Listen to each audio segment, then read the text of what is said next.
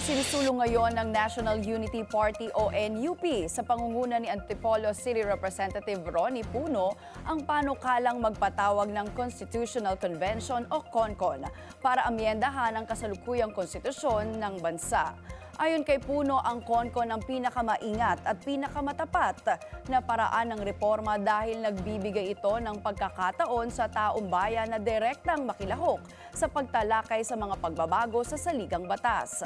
Sa ilalim ng House Bill 5870, 150 delegado mula sa 18 rehiyon, kabilang ang Bangsamoro Autonomous Region in Muslim Mindanao, ang ihahalal sa May 2026. May isang taon ang CONCON para tapusin ang pag-amyenda sa konstitusyon at ang mga pagbabagong ito ay isa sa ilalim sa isang plebisito sa loob ng 2 hanggang 3 buwan.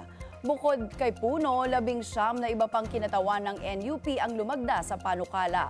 Sa kasalukuyan ng NUP ang ikalawang pinakamalaking political party sa Kamara na may 43 members.